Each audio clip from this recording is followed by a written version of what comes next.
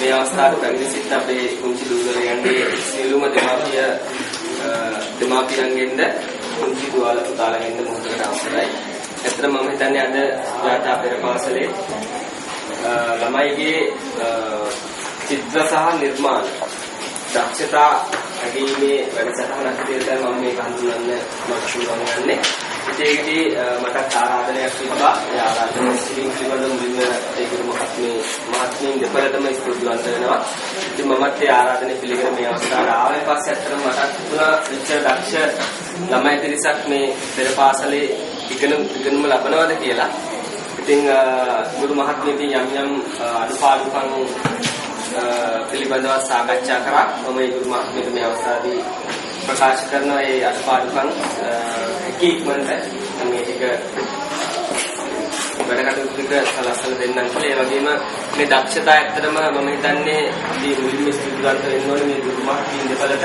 මොකද මේ ළමයිව මේ විදියට ක්‍රමයකට ඒ විදියට ඒ කියන්නේ මේ දක්ෂතා ළමයිගේ හැමෝටම දක්ෂතා තියෙනවා. නමුත් මේ දක්ෂතා අපි එළියට ගන්න දැනගන්න ඕනේ. මම හිතන්නේ මේ දක්ෂතා එළියට ගැනීමේ සම්පූර්ණ වගකීම ඒ කාර්යභාරයට රැඳෙලා තියෙන ගුරු මහත්මීන් දෙපළට අද මේ චිත්‍ර ප්‍රදර්ශනය සහ මේ නිර්මාණ විදිහ බැලුවන් පස්සේ අතර මම හිතන්නේ ගුරු මහත්මීන් දෙපළම අපි සාර්ථකවන්නේ තමන්ගේ කාර්යභාරය ඉක්මරා කියන එක මට හැඟෙනවා.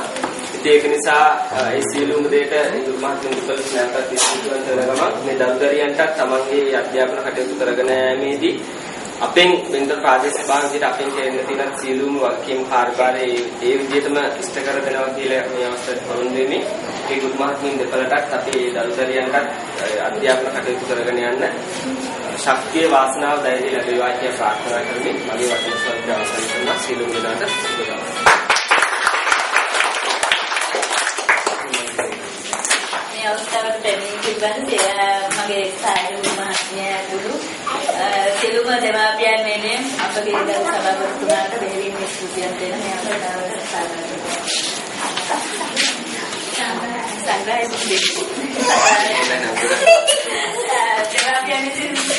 සූදානම් කර තියෙන දුරු සංග්‍රහය පිළිවෙලයන්